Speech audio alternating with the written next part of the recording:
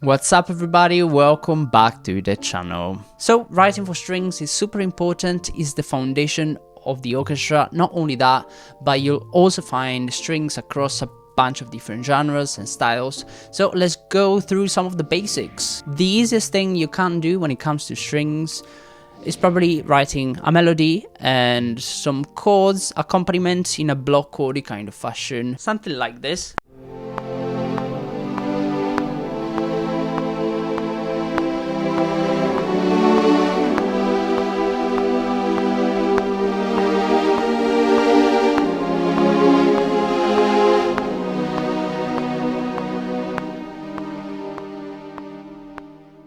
So basically what we have over here is a 4-part harmony. I played this on a string ensemble, but we're gonna split this into, the individual families in just a second. This is just to give you an idea of how it would sound like with, individual instruments playing the part as opposed to an ensemble part, yeah?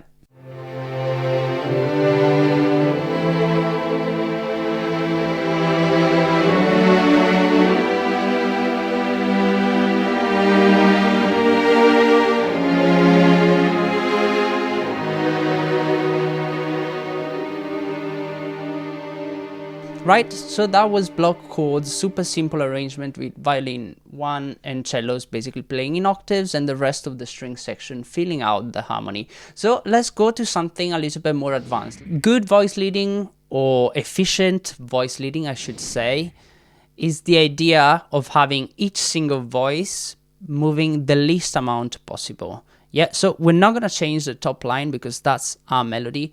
And we're gonna try to use this concept to basically adapt the arrangement we tried before into something hopefully a little bit smoother.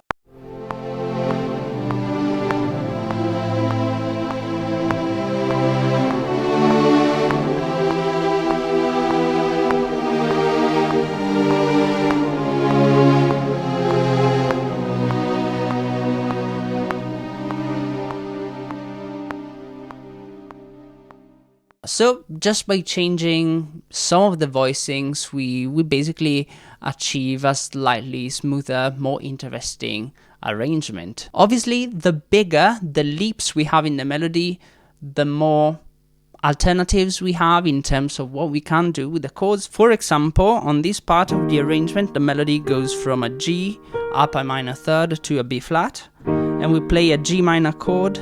So what I decided to do here, instead of going all the way up, to this voicing, I decided to go down.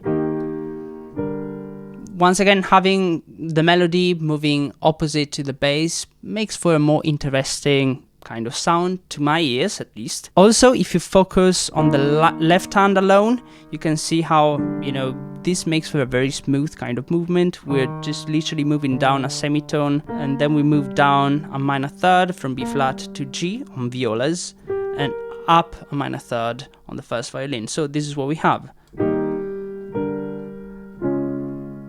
And it's exactly the same kind of motion right after this. So that's some basic voice leading. And of course, there are some alternative ways of doing this. I didn't want to alter the arrangement too much, switching between open voicings and, closed voicings. But the more voices we start to add, for example, by dividing the strings or adding the basses, the more options become available to us. So let's now have a look at some open voicings. This is my personal favorite type. Probably not just my favorite, everybody loves this because, it sounds particularly good on strings. So the whole idea behind an open voicing is basically skipping a chord tone and moving it to the next octave. So for example, if we play a C major triad, just a block chord, the formula for finding, the open version to it, starting from a C, we skip 1, we skip E, move to G, skip C, and move to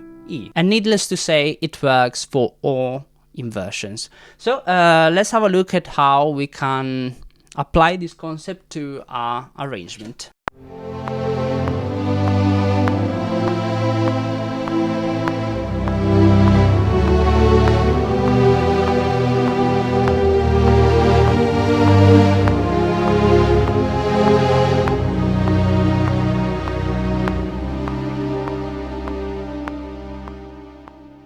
These open voicings work particularly well in a lower register. They work in the upper register as well. But this, for strings tends to be the sweet spot. I wouldn't go lower than that. Something just as effective as using open voicings can be octaves, particularly when you have somebody else playing in the orchestra as well. So let's grab this part we just recorded and give it to brass. What we're gonna do now is basically double the melody and the bass in octaves to kind of reinforce those parts and make them more prominent.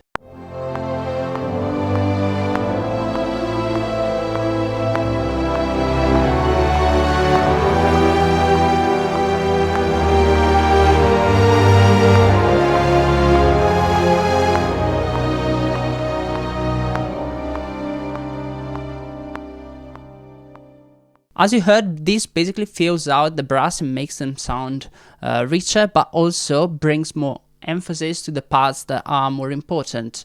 And right now we had, two violins, cellos, and double basses. We were missing the violas because I would need a third hand to play that.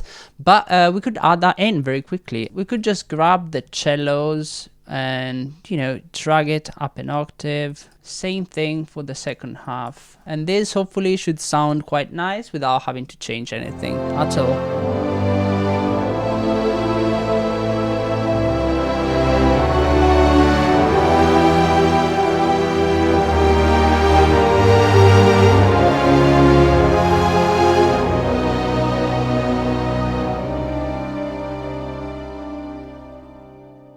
So let's try something quite different now. Let's try, some divisi. Something really cool you can try is doing a big 2-octave spread of dyads interlocking with each other. I know that sounds like a lot. It's actually much simpler than it sounds if I show you. So if you remember, the very first thing we tried today was this voicing, right? With cellos, violas, violin 2 and violin 1. What we're gonna be doing now is we're gonna just move it up a couple of octaves, double it at a lower octave as well.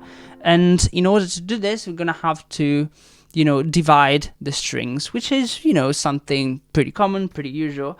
But the way we're gonna do this is slightly different than what you would expect. We're gonna use violin 1 playing a fifth, just for the very first chord, then violin 2 playing a sixth, and then violas basically doubling violin 1 at a lower octave, and cellos doubling violin 2 at a lower octave as well.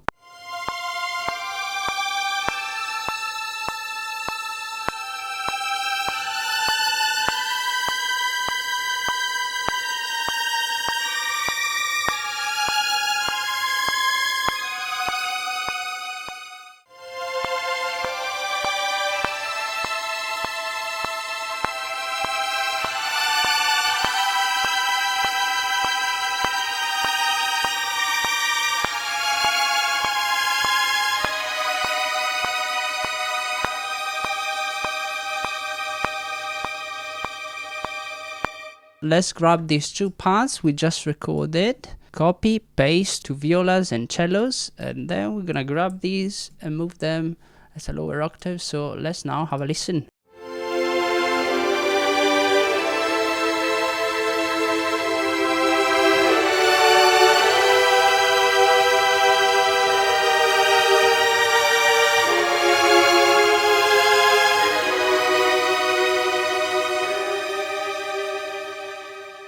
Yeah, it's still kind of nice, but something to bear in mind is that with real divisi, strings wouldn't quite sound as powerful as they do right now. So the next thing we can try is maybe using divisi to add extension to the chords. We could do this in a couple of different ways. We could do some close voicings in a mid to low register, or something a little bit wider.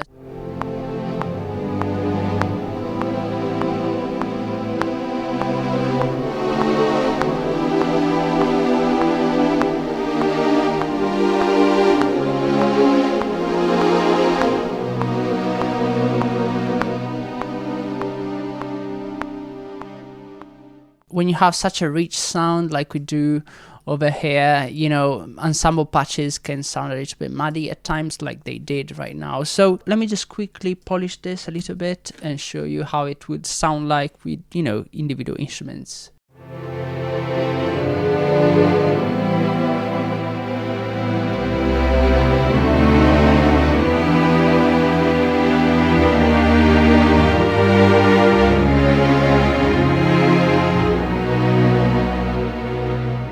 So the next one uses pretty much the same kind of concept, but you know, with a bigger kind of spread, right? Using some open voicings like we discussed before. So I'm not gonna go into too much detail of this because it's basically the same, but just to show you very quickly, for the first chord, you could be doing something like this.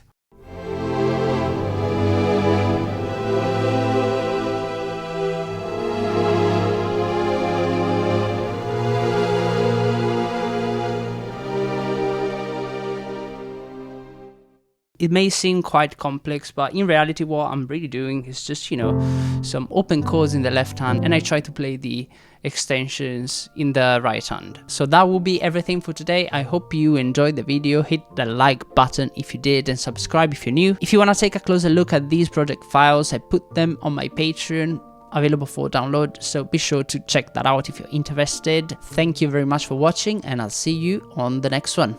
Bye.